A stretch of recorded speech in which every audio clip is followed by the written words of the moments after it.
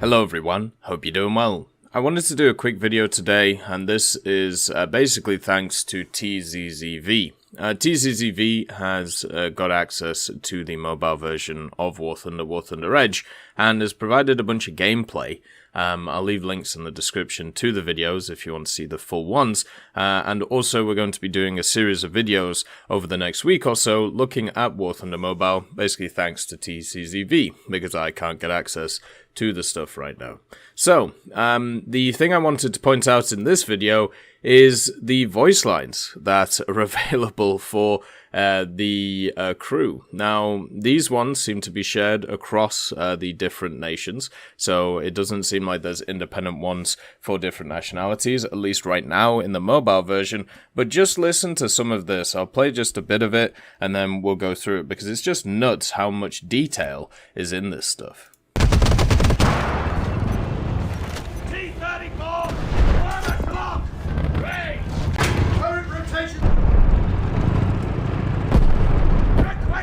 Air support! T-34! Turn across! Here! Hit! Radiation on the way! Requesting air support! Hit! Target hit! We've been hit! Radiation!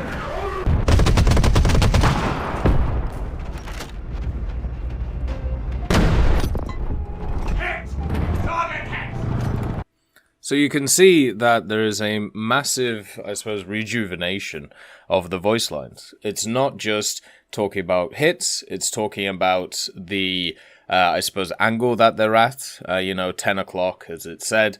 Then it's talking about reloading, it's talking about what targets you're actually seeing, so it labeled the T-34 there over and over and over again, and also the damage that you're taking. So just like in Naval, where you have a massive addition of a ton of different voice lines, it looks like ground is going to get the same, which is really cool, to be honest. I think in general, one of the areas of the game which does need a bit of rejuvenation is the crew voices, and that's what's happening. It's one of the areas that hasn't really been changed for a long time, and I'm just really hoping that in the future they basically do stuff like add voice lines to battle passes, or add voice lines to general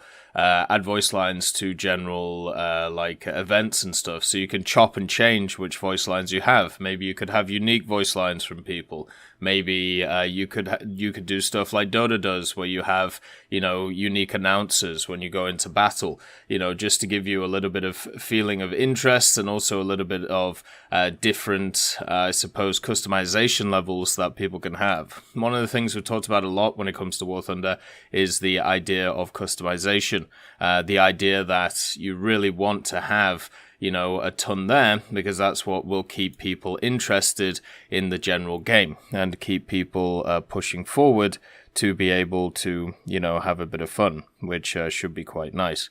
The overall other stuff as well, here's like the T-34. We had a look at this earlier on as well, but you can see how it reacts to other vehicles as well.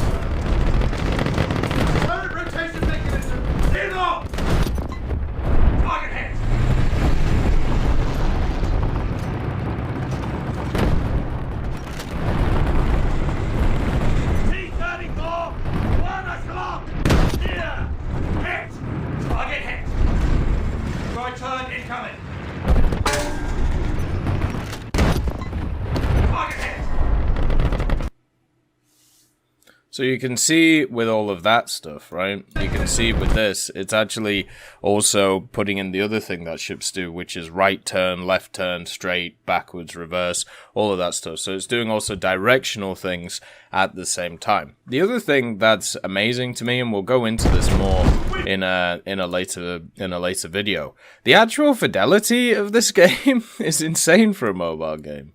Like, I know we've been waiting a long time for a mobile version of War Thunder, but this game looks awesome. And also, according to, of course, TZZV, he says that he's running it on a medium-end device. He gets 120 FPS on max settings and also doesn't heat up at all. So it's just nuts, you know. He's using a, I think it's an octa-core Qualcomm Snapdragon processor, and it's just, you know, it's doing kind of nuts, and it's doing really well. Like, it's running really well. It obviously looks really well. He's being able to record with it. Everything, like, from that end just looks really cool for an alpha, which is technically what this is. But for me, I just want to highlight the voice lines because I think that is, like, the cool part of the game, right? And here's the third clip.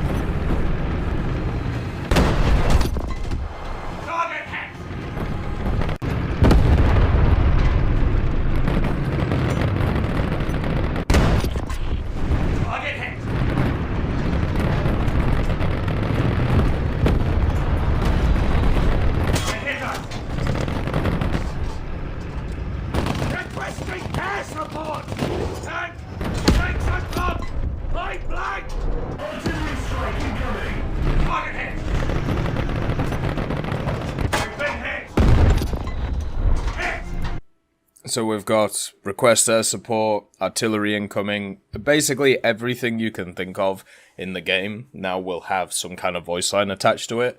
Now, one of the problems with this, okay, and this is a big one, because I've been playing quite a lot of naval recently, just because I had a lot of destroyers to spade, and out of the bigger ships, I enjoy the destroyers the most. One of the things that has to be mentioned about this is the simple fact that if you have too many voice lines, it can overcrowd everything that's going on, and it can send you barmy. One of the problems in naval is this, because there's so many different interactions, especially in arcade, happening at once, it can get a little bit overwhelming, and I've actually had to turn down the voice lines because I don't want to, you know, specifically hear it. One of the things I would also like is different presets for different modes. So I'd like my volume sliders to be different if I'm playing naval or if I'm playing ground, right? Playing ground, I want certain things a little bit higher than I do in naval, but unfortunately you can't do that. You need like one standard system. But you've got to agree that these voice lines sound pretty awesome. And hopefully this is the first taste of what we see in the future. This being kind of the World War II ones, then we'll get, you know, more modern ones, which will be really cool. Then we'll get different nation languages as well. There's a lot to look forward to on the customization front of War Thunder, which is why I'm personally looking forward to the next few years. Hopefully as well we can get other areas of the game kind of reinvented, like the hangar area and customization on that, but that's a story for another day.